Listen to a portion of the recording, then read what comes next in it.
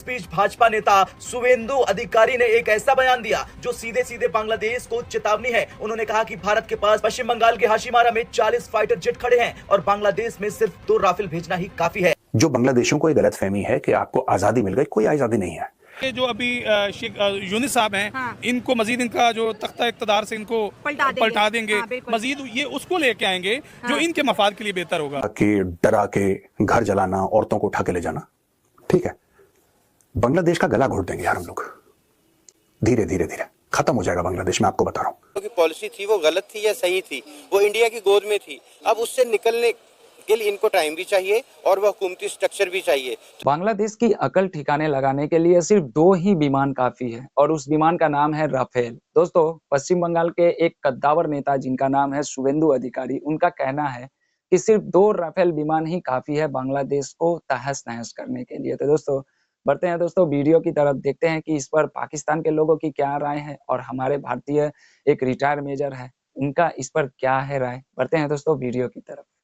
तले अंधेरा सबसे घना होता है, लेकिन बांग्लादेश में हिंदुओं पर हो रहे हमलों ने इस अंधेरे को और गहरा कर दिया। इस बीच भाजपा नेता शुवेंदु अधिकारी ने एक ऐसा बयान दिया जो सीधे सीधे बांग्लादेश को चेतावनी है। उन्होंने कहा कि भारत के पास पश्चिम बंगाल के हाशिमारा में 40 फाइटर जेट खड़े हैं और बांग्लादेश में सिर्फ 2 राफेल भेजना ही काफी है। दरअसल 5 अगस्त से शेख हसीना की सरकार गिरने के बाद से बांग्लादेश में हिंदुओं और उनके धार्मिक स्थलों पर हमले लगातार बढ़े हैं। कई मंदिरों को तोड़ा गया और हिंदुओं पर हिंसा की घटनाओं में तेजी आई। हालिया हिंसा तब शुरू हुई जब इस्कॉन के पूर्व प्रवक्ता चिन्मय कृष्ण दास प्रभु को देशद्रोह के आरोप में गिरफ्तार किया गया। उन पर आरोप था कि उन्होंने चटगांव के न्यू मार्केट में आजादी स्तंभ लगे नेशनल फ्लैग के ऊपर भगवा ध्वज फहरा दिया था, जिस पर सनातनी लिखा था। जो है वो मजीद उनको तंग करेगा और ये जो अभी शेख यूनिस साहब हैं, हाँ। इनको मजीद इनका जो तख्ता इक़्तिदार से इनको पलटा देंगे, हाँ, मजीद ये उसको लेके आएंगे, हाँ। जो इनके मफाद के लिए बेहतर होगा। मतलब इंडिया ऐसा करेगा कि बांग्लादेश के अंदर ऑटोमेटिकली वो गवर्नमेंट आ जाएगी जो इंडिया को सपोर्ट करेगी। बिल्कुल ऐसे उनको चाहिए ये ऐसा बंदा, हाँ। जो उनके मफाद के लिए, हाँ। सांस में सांस ले, हाँ। उनके वो जो नारा लगाते हैं उसके साथ नारा लगाए, हाँ। उनको मफाद परस्ती की जरूरत है, हाँ। इंडिया अपने मफाद के लिए कुछ भी कर सकता है। सर, अगर इंडिया की पॉलिसी देखिए वो ज्यादा दोस्त बनाने को प्रेफर करता है, तो जाहिर है उसको लगेगा कि बांग्लादेश के ऊपर शांति है, नेपाल के ऊपर शांति है, क्योंकि चाइना और पाकिस्तान के साथ इंडिया की वैसे भी नहीं बनती, तो इंडिया दुश्मन तो नहीं बनाएगा। लेकिन इकोनॉमिकली इतना प्रेशराइज इस वक्त बांग्लादेश हो चुका है कि मुझे लगता है कि अगर मोदी साहब मोहम्मद यूनस से मिलने का फैसला कर दे तो यूनस साहब तो पैरों में बैठ जाएंगे, जो हालात हो गए हैं बांग्लादेश के। मोदी साहब फैसला मेरा ख्याल नहीं करेंगे। लास्ट टाइम रिजेक्ट कर दिया था कि नहीं मिलना यूनस से। मोदी कभी भी नहीं उनसे मिलेगा, हाँ। और यूनस साहब को घर ही जाना पड़ेगा, सच में रियली उसको, हाँ, हाँ। उसकी, क्योंकि वहाँ की जो स्टैब्लिशमेंट है, हाँ। उनको भी वो बंदा चाहिए जो इन्वेस्टमेंट लेके आए, हाँ। उनकी वजह से तो अभी जो यूनिस साहब हैं, जो उसने अपने डिसीजन लिए, जो फैसले किए, इस तरह तो जिस तरह ये अडानी साहब हैं या और लोग हैं, ये तो अपनी इन्वेस्टमेंट निकाल लें, तो फिर बांग्लादेश में रह क्या गया।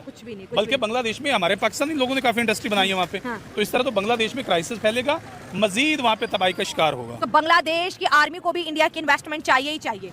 वो तो पहले भी कर रहे हैं और मजीद भी करेंगे। तो फिर इंडिया के खिलाफ नारे क्यों लगाए थे, जिसका इंडिया को आपको देखिए बड़ा दुख है कि भाई हमने इनको पाला, हमने इनको हर चीज दी, वीजा दिए, इनके ऊपर इतनी हमने जो है नवाजिशें की और बदले में इन्होंने इंडिया के खिलाफ नारे लगाए, बदले में इन्होंने गद्दारी के नारे लगाए। जिस तरह एक छोटे से बच्चे को वालिदैन पालते हैं, हाँ। तो कल को वालिदैन के सामने उठ के खड़ा हो जाए तो वालिदैन बर्दाश्त करेंगे, हाँ। वो तो उसको देश निकाला देंगे, उसको घर से निकाल देंगे। तो अब इंडिया भी वही उनके साथ कर रहा है, उनको अपनी औकात पे ला रहा है। जो दबा के डरा के घर जलाना, औरतों को उठा के ले जाना, ठीक है, बांग्लादेश का गला घोट देंगे यार हम लोग। धीरे धीरे धीरे खत्म हो जाएगा बांग्लादेश में, आपको बता रहा हूं। जो बांग्लादेशियों को ये गलतफहमी है कि आपको आजादी मिल गई, कोई आजादी नहीं है। आप अंग्रेजों के गुलाम बन गए हैं। पहले आप एक भूरी चमड़ी के गुलाम थे, अब भूरी चमड़ी मैं यहां पे कह रहा हूं पाकिस्तानियों की। पहले आप भूरी चमड़ी के गुलाम थे, फिर आप खुद के लोगों के गुलाम बने, अब आप गोरी चमड़ी के गुलाम बन गए। राइट? आपको क्या लगता है ये पूरा स्टूडेंट प्रोटेस्ट होना और उसका जाना ये अपने आप हो गया? ये तो वही बात है कि 50-53 साल से बशार अल असद और उसका बाप सीरिया में राज कर रहे थे, अभी तक कोई उनको हिला नहीं पाया, कोई भी हिला नहीं पाया। 2011 में कुछ कुरकुर हुई, लेकिन कोई हिला नहीं पाया उनकी सत्ता मजबूत थी। अचानक कोई आता है जुलानी नाम का आदमी अपने टैंक लेकर और अचानक 10 दिन में तख्ता पलट कर देता है। Is it possible? मैं बांग्लादेशियों से पूछ रहा हूं, इज इट पॉसिबल? आपको क्या लगता है? लॉजिकली सोचिए। आपको लगता है जो सीरिया में हुआ है वो अपने आप ऑर्गेनिकली हो गया? ऑर्गेनिकली हो गया। आज की तारीख में आपको पता है दुनिया भर में लोग क्या डिमांड कर रहे हैं कि सीरियंस आए थे हमारे मुल्क, कोई ऑस्ट्रेलिया गया, कोई न्यूजीलैंड गया, कोई कनाडा गया, कोई यूएस गया, कोई यूके गया, पूरे दुनिया भर में फैले।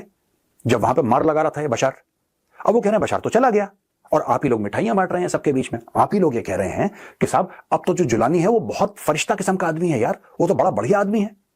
यहां पे लोगों ने तीर तुक्के मार दिए कि डेमोक्रेसी आ गई है, रूल ऑफ लॉ आ गया, अब जस्टिस होगी, सब कुछ बढ़िया हो गया सीरिया में।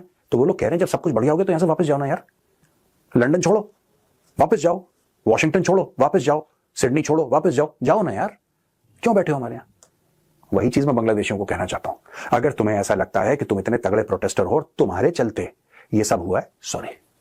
कोई भी हुकूमती पाकिस्तान में 5 साल का वक्त ही पूरा नहीं कर पाता, कोई भी हुकूमत का स्ट्रक्चर हो, तो बांग्लादेश को तो कई साल बीत गए। और वहाँ पे जो भी हुक्मरानों की पॉलिसी थी वो गलत थी या सही थी, वो इंडिया की गोद में थी। अब उससे निकलने के लिए इनको टाइम भी चाहिए और वह हुकूमती स्ट्रक्चर भी चाहिए। तो जब तक वह हुकूमती स्ट्रक्चर नहीं बनता, बांग्लादेश में आपको ये एक इस्तेराम मिलेगा, अफरा तफरी मिलेगी और इस तरह के जो प्रोटेस्ट हैं वो होते रहेंगे। कि जब 71 में ये सब कुछ हुआ तो इंडिया तो एक थर्ड कंट्री था, उसको क्या ज़रूरत थी कि जाके वो लड़के और पाकिस्तानी आर्मी को बीट करते। ठीक है, उन्होंने कर लिया, अपने मुफाद में किया कि पाकिस्तान को तोड़ा जाए, इसको कमज़ोर किया जाए और दूसरा ये एक अलग बांग्लादेश बना लिया जाए और वो हमारी कॉलोनी बन के रहेगा। इंडिया की ये लॉबी थी, उसी के ऊपर काम करते रहे और कई साल उन्होंने गिरफ्त भी किया, अपने आप को मनवाया भी। अभी जब बांग्लादेश में ये रेवोल्यूशन एक आया, इनकलाब आया है, तो वहाँ का वो जो एक स्ट्रक्चर था कि जो इंडिया की गोद में था वो तो उन्होंने गिरा दिया। अब जो नई तंजीम साजी हो रही है, वहाँ पे नई हुकूमत बन रही है, वो यही चाहेंगे कि हम अपने पाँव पे खड़े हों। दोस्तों वीडियो आप लोगों ने देखा, देखिए जब से शेख हसीना का तख्ता पलट हुआ है तब से बांग्लादेश का जो एक माइंड है वो दूसरे तरफ ही डाइवर्ट हो चुका है और मुझे ये नहीं पता चल रहा है कि बांग्लादेश आखिर इतना हवा में उड़ रहा है तो वो किसके बदौलत उड़ रहा है। कौन सी ऐसी बड़ी शक्ति है जो कि बांग्लादेश के सर पे हाथ रख कर बैठी हुई है और बांग्लादेश उसी के सहारे भारत जैसे एक बड़े और बहुत ही शक्तिशाली देश के सामने आंखें दिखा रहा है। और तो और बांग्लादेश के कुछ ऐसे नेता हैं जो कि ऑपोजिशन में, जो कि अभी सरकार में नहीं है, वो भारत को धमकियां दे रहे हैं। आए दिन उनका वीडियो वायरल हो रहा है, वो भारत को चैलेंज कर रहे हैं, भारत को युद्ध के मैदान में आने के लिए आमंत्रित कर रहे हैं। दोस्तों बहुत सारे ऐसे वीडियोस आ रहे हैं, जिन लोगों को बांग्ला नहीं आता होगा उन लोगों को शायद नहीं पता होगा। मुझे बांग्ला समझ में आता है क्योंकि मेरी पढ़ाई-लिखाई कोलकाता में हुई है, तो मैं बांग्ला को बहुत अच्छी तरह से समझ लेता हूँ, बोल भी लेता हूँ। दोस्तों शुवेंदु अधिकारी जो कि बीजेपी के एक बहुत बड़े कद्दावर नेता है पश्चिम बंगाल के, उन्होंने कहा है कि बांग्लादेश जो इतनी बढ़-चढ़ के बातें कर रहा है, आँखें दिखा रहा है, इन लोगों को ठंडा करने के लिए सिर्फ पश्चिम बंगाल के एक एयरबेस पे 39 विमान खड़े हैं, उनमें से सिर्फ और सिर्फ 2 ही विमान को बांग्लादेश भेज दिया जाए, बांग्लादेश की अकल ठिकाने लग जाएगी। दोस्तों मुझे काफ़ी ज़्यादा अच्छा लगा क्योंकि देखिए देश हित से बड़ा कुछ नहीं होता है। पॉलिटिक्स अपनी जगह पे हो और राजनीति जो भी है अपने घर के अंदर है, लेकिन जब बात राष्ट्र की आए तो सबको एकजुट हो जाना चाहिए। जैसे पश्चिम बंगाल के मुख्यमंत्री माननीय मुख्यमंत्री ममता बनर्जी ने एक बहुत ही ज़बरदस्त बयान दिया था लॉलीपॉप वाला, जो कि काफ़ी ज़्यादा वायरल हुआ है और दीदी को काफ़ी ज़्यादा लोग एप्रिशिएट कर रहे थे कि दीदी ने पहली बार कोई अच्छी बात की है। तो दोस्तों हम सभी को एक होना पड़ेगा क्योंकि अभी हमारे राष्ट्र के ऊपर में बात आ गई है और राष्ट्र के जो एक क्या कहते हैं उसको, मान और सम्मान की बात आ गई है, जिसको हम लोगों ने पैदा किया, जिसके लिए हमारे 17,000 सैनिकों ने कुर्बानी दी है, जिस देश को बनाने में आज वही देश हमें युद्ध के लिए ललकार रहे हैं। तो दोस्तों जो भी कहना होगा कमेंट बॉक्स में ज़रूर जवाब दीजिएगा। मेजर साहब ने भी इन लोगों को अच्छी तरह से ललकारा। पाकिस्तान के एक भाई साहब थे जिन्होंने जो हकीकत है उसको बयां किया। एक और भाई साहब थे जिन्होंने कहा कि भारत बेवजह 1971 में पाकिस्तान की सेना से लड़ने गई। मैं इस बात से 100% एग्री करता हूं कि भारत 1971 में बेवजह बांग्लादेश और जो बांग्लादेश की जो मुक्ति वाहिनी थी और पाकिस्तान की सेना के अंदर में जो भी कुटम-कुटाई हो रही थी, उन दोनों के बीच में पड़ने का कोई मतलब नहीं था दोस्तों। आज मुझे थोड़ा-सा गिल्टी फील हो रहा है और मुझे दुःख हो रहा है। दोस्तों क्या आप लोगों को भी ऐसा लगता है कि 1971 में बांग्लादेश की लड़ाई में भारत बिना वजह कूदा, क्या उस समय कूदना चाहिए था या नहीं? दोस्तों कमेंट करके ज़रूर बताइएगा। अपना ओपिनियन कमेंट बॉक्स में दीजिएगा। वीडियो को लाइक और शेयर ज़रूर कर सकते हैं, सब्सक्राइब भी कर सकते हैं, आपकी मर्ज़ी। मिलता हूँ किसी दूसरे वीडियो में, तब तक के लिए दोस्तों जय हिंद, जय भारत।